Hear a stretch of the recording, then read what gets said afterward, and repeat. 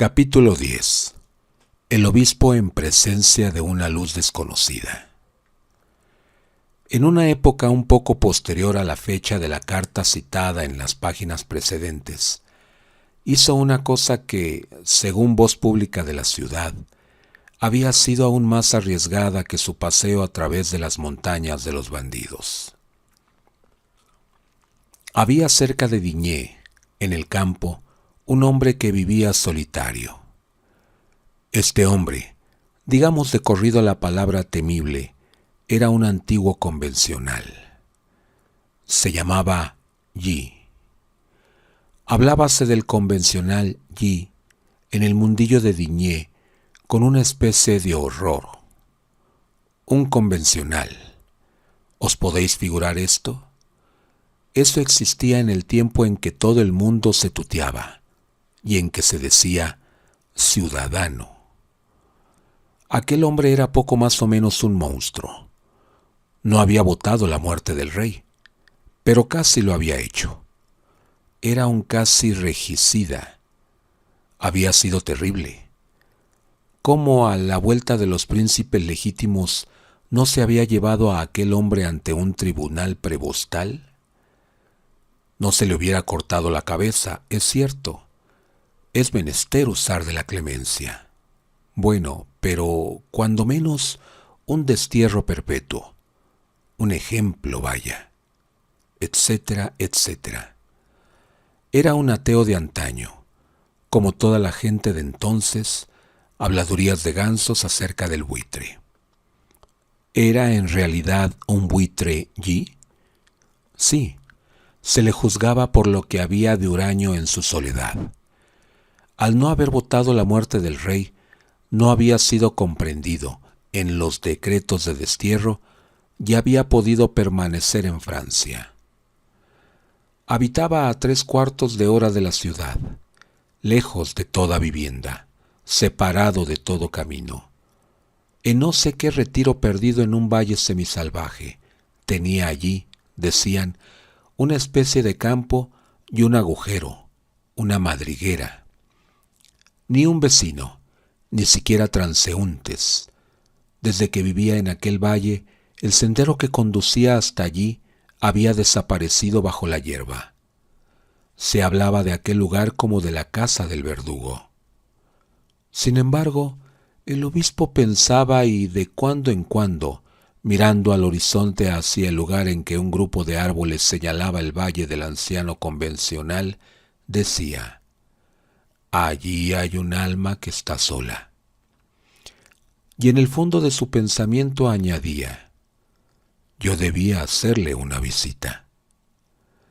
Pero confesémoslo, esta idea a primera vista muy natural se le presentaba, después de un momento de reflexión, como extraña, imposible y casi repugnante, pues en el fondo compartía la impresión general y el convencional le inspiraba, sin que él se diera cuenta clara, este sentimiento que es como la frontera del odio y que expresa también la palabra repulsión. Sin embargo, ¿la sarna del cordero debe alejar al pastor? No, pero qué cordero. El buen obispo estaba perplejo. Algunas veces se encaminaba hacia aquel lado, pero luego retrocedía. Por fin, un día esparcióse por la ciudad el rumor de que una especie de pastorcillo que servía al convencional Yi, en su vivienda, había ido a buscar un médico, que el viejo malvado se moría, que la parálisis se había apoderado de él y que no pasaría de aquella noche. Gracias a Dios, añadían algunos.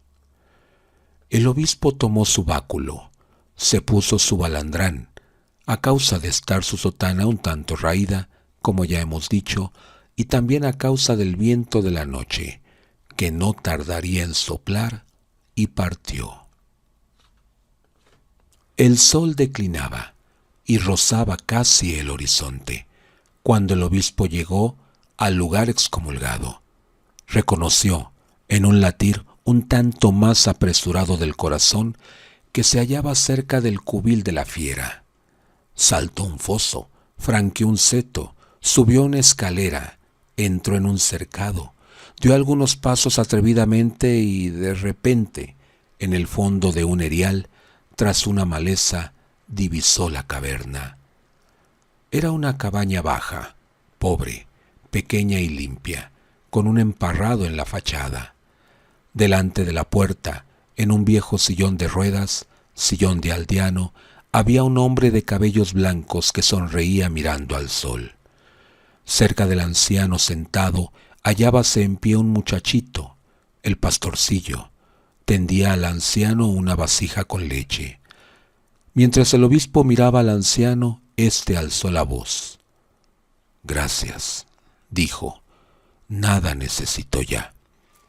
Y su sonrisa se separó del sol para fijarse en el niño. El obispo avanzó. Al ruido que hizo al andar, el anciano sentado volvió la cabeza y su rostro expresó toda la sorpresa que se puede sentir tras una larga vida. «Desde que vivo aquí, es esta la primera vez que alguien entra en mi casa. ¿Quién soy, señor?».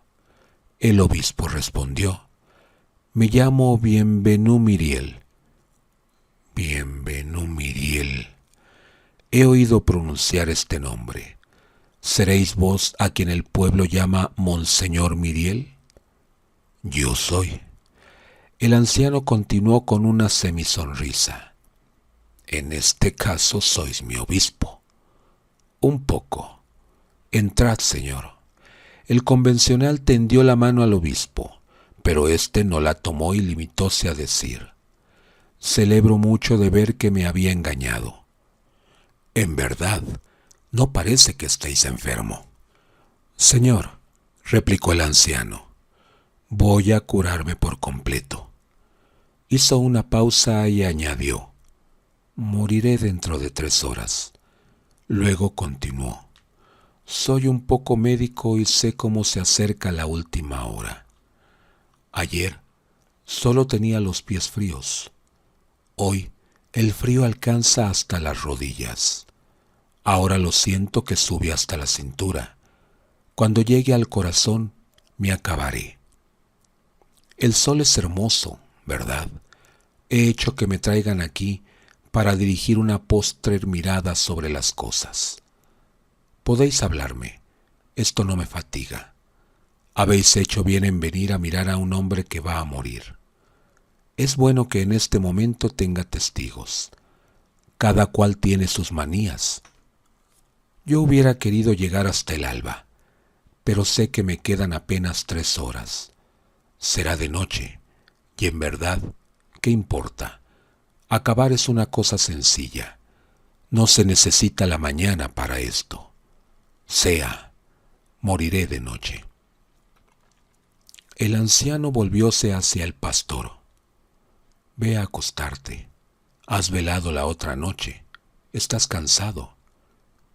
El niño entró en la cabaña. El anciano le siguió con la mirada y añadió como hablando para sí mismo: «Mientras él duerme, yo moriré». Los 2 sueños pueden hacer buena vecindad. El obispo no estaba conmovido, como parece que debiera estarlo. No creía sentir a Dios en aquella manera de morir. Lo diremos todo, porque las pequeñas contradicciones de los grandes corazones deben ser puestas de manifiesto como las demás. Él, que en ocasiones tan de veras se reía de su grandeza, se hallaba un poco sorprendido de no ser llamado Monseñor, y estaba casi tentado de replicar: «Ciudadano». Asaltóle un capricho de grosera familiaridad, bastante común en los médicos y en los sacerdotes, pero que en él no era habitual. Después de todo, aquel hombre, aquel convencional, aquel representante del pueblo, había sido un poderoso en la tierra. Por primera vez en su vida, acaso, el obispo se sintió con humor de ser severo. El convencional, sin embargo, Le consideraba con modesta cordialidad, en la cual hubiérase podido discernir la humildad que también sienta cuando se está cerca de convertirse en polvo. El obispo, por su parte, aunque se guardaba ordinariamente de la curiosidad, la cual, según él, era muy próxima a la ofensa, no podía menos de examinar al convencional con una atención que, no teniendo origen en la simpatía, probablemente le hubiera reprochado su conciencia respecto de cualquier otro hombre. Un convencional causábale, en cierto modo, el efecto de un hombre fuera de la ley, incluso fuera de la ley de la caridad. G, tranquilo, con la cabeza derecha y la voz vibrante, era uno de estos grandes octogenarios que son la sorpresa del fisiólogo. La revolución ha contado muchos de estos hombres proporcionados a su época. En aquel anciano adivinábase el hombre de prueba. Tan cercano a su fin, había conservado todos los movimientos y ademanes de una perfecta salud. Había en su golpe de vista claro, en su acento firme, en su robusto movimiento de hombros, con qué desconcertar a la muerte. Azrael, el ángel mahometano del sepulcro, hubiérase vuelto atrás y creído que se equivocaba de puerta. G parecía morir porque quería. Había libertad en su agonía. Únicamente las piernas estaban inmóviles. Las tinieblas le sujetaban por allí. Los pies estaban muertos y fríos, y la cabeza vivía con toda la potencia de la vida y aparecía en plena lucidez. G, en aquel grave momento, se parecía al rey del cuento oriental, de carne en la parte superior, de mármol en la inferior. Había allí una piedra. El obispo sentóse en ella. El exordio fue exabrupto. «Os felicito», dijo en tono de reprensión, «pues al cabo no votasteis la muerte del rey». El convencional no pareció notar el amargo sentido oculto en las palabras, al cabo, pero la sonrisa se había borrado de su rostro. «No me felicitéis demasiado pronto, señor. He votado el fin del tirano».